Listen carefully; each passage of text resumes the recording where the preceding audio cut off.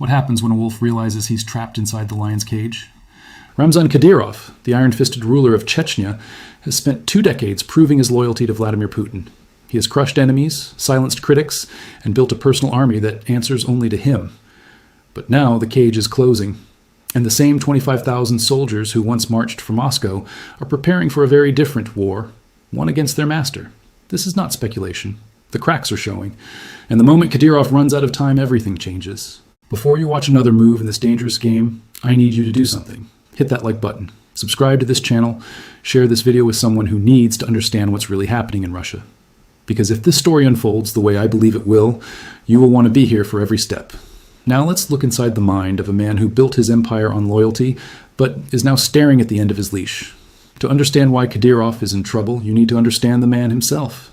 Ramzan Kadyrov is not your average Russian governor. He is the son of Akhmat Kadyrov, a former rebel who switched sides during the First Chechen War and became a Kremlin ally. When Akhmat was assassinated in 2004, Putin needed a new loyalist to control the rest of the region. He chose Ramzan.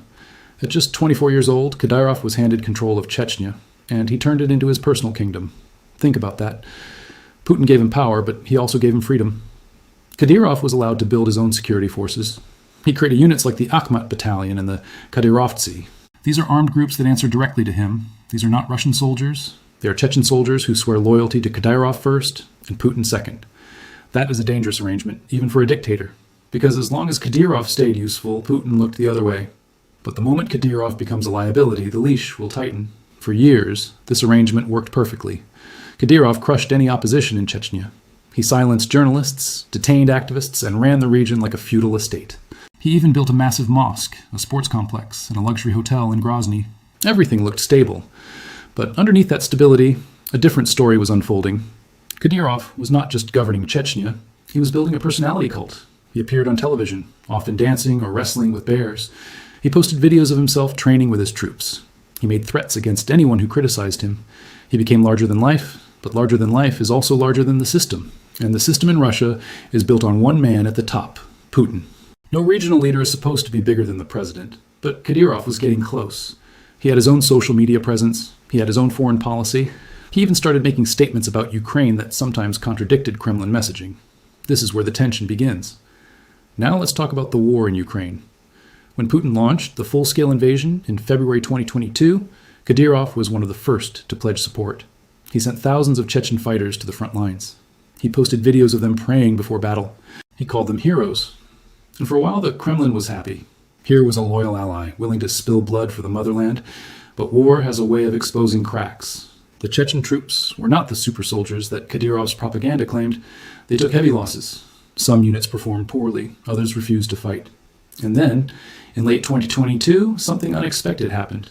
The Russian military suffered a humiliating retreat in Kharkiv, and Kadyrov, for the first time, openly criticized the Russian military command. He said that the generals were incompetent, he said that mistakes were made, and he suggested that the strategy was wrong.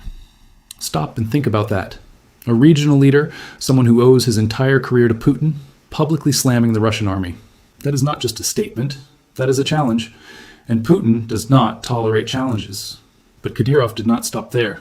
He went further. He started positioning himself as a defender of Russian interests. He called for more aggressive action. He even suggested that Russia should use nuclear weapons. This made him popular among some hardline nationalists, but it also made him a problem for the Kremlin, because Kadyrov was no longer just a loyal soldier. He was now a potential rival. And that brings us to the core of this story. The moment Kadyrov started acting like he had a say in national strategy, he entered dangerous territory. Because in Putin's Russia, there's only one seat at the table. Everyone else is a guest, and guests can be shown the door at any moment. Now, you might ask, why hasn't Putin already removed Kadyrov? The answer is complicated. Kadyrov is not just a politician. He is a warlord. He controls a private army of at least 25,000 well-armed, well-trained troops. Those troops are loyal to him. If Putin tries to arrest or kill Kadyrov, those troops could rise up. And a Chechen mutiny is the last thing Putin needs right now. He is already fighting a war in Ukraine. He is dealing with sanctions, economic problems, and internal dissent. A civil war inside Russia would be catastrophic. But here's the problem for Kadyrov. The same troops that keep him safe are also his biggest vulnerability. Because a private army is expensive. You need to pay them. You need to feed them. You need to keep them loyal. And Kadyrov's resources are not infinite. Chechnya is a small, poor region. It relies heavily on federal subsidies from Moscow. If Putin cuts off that money, Kadyrov's army could become restless. And restless soldiers in a volatile region are a recipe for disaster. Let me use a simple analogy. Imagine you are a mob boss. You have a group of loyal soldiers. They do your bidding because you pay them well and give them protection. But one day, the state comes after you. They freeze your bank accounts. They block your access to weapons. Your soldiers start to wonder if they should stay loyal or switch sides. That is exactly where Kadyrov is right now. He is sitting on a powder keg, and Putin controls the match. But there is another layer to this story. Kadyrov has been playing a dangerous game of bluff. He has been acting tough, making threats, and positioning himself as a warrior. But privately, he must know that his position is fragile. In early 2023, reports emerged that Kadyrov was in poor health. He looked visibly thinner in some videos. He was rumored to have kidney problems. He even admitted to taking time off for medical treatment. For a man who built his image on strength and vitality, that is a serious blow. A sick warlord is a weak warlord, and weakness invites attacks. Now consider the timing. Putin is preparing for the 2024 presidential election. He needs absolute control. He cannot afford any distractions. He certainly cannot afford a Chechen leader who might become a rallying point for opposition. So Putin has a choice. He can either bring Kadyrov back into line, or he can replace him. And both options are risky. Bringing Kadyrov back into line might require concessions. Replacing him could spark a rebellion. This is where the mutiny talk becomes real. There are reports that some Chechen units are unhappy with Kadyrov's leadership. Some fighters feel that they are being used as cannon fodder in Ukraine. Others resent his lavish lifestyle while they risk their lives. If a faction within the Akhmat battalion decides to turn on Kadyrov, the entire house of cards could collapse, and Putin might be watching that possibility with interest. Because a mutiny against Kadyrov, if it happens organically, would be the perfect excuse for the Kremlin to step in and restore order. Let me give you a historical parallel. In 1994, the First Chechen War began. Boris Yeltsin tried to crush the separatist government of Dzhokhar Dudayev. That war was a disaster for Russia. But in 1999, Putin used the invasion of Dagestan by Chechen fighters as a pretext to launch the Second Chechen War. That war made Putin popular and crushed Chechen independence. Putin learned a lesson. He knows that Chechnya is a wound that never fully heals, and he will not hesitate to reopen it if he feels it is necessary. Kadyrov knows this history too. He knows that Putin does not have sentimental attachments. He knows that loyalty is a transaction, not a bond. So he is trying to buy time. He is making public displays of loyalty. He praises Putin in every speech. He sends more troops to Ukraine. He even offered to send Chechen police to help with security in Moscow. But these gestures are not enough, because the problem is not Kadyrov's actions. The problem is his existence. As long as Kadyrov commands his own army, he is a threat, and Putin does not tolerate threats. The only question is when the axe will fall. Now, let's fast forward to the present. The situation in Ukraine is not improving. The Russian military is struggling. Casualties are mounting, morale is low, and Kadyrov's Chechen units have been involved in some of the most brutal battles. They fought in Mariupol. They fought in Bakhmut. They were deployed to defend the Kursk region after the Ukrainian incursion in August 2024. In each deployment, their performance has been mixed. Some units fought bravely, others broke and ran, and the Russian high command has taken notice. There is growing resentment toward the Chechen soldiers. Some Russian troops feel that the Chechens are treated better, paid more, and given easier duties. That resentment is a ticking bomb. And then there is the economic dimension. Kadyrov has built his wealth on corruption. He controls businesses, real estate, and even oil smuggling routes. But the Russian economy is under strain. Sanctions are biting. The federal budget is stretched thin. Putin may decide that Kadyrov's corruption is no longer acceptable. Or he may decide that cutting subsidies to Chechnya is a way to weaken Kadyrov without direct confrontation. Either way, Kadyrov's financial base is eroding. Now, I want you to imagine something. Imagine you are a soldier in the Akhmat battalion. You have been loyal to Kadyrov for years.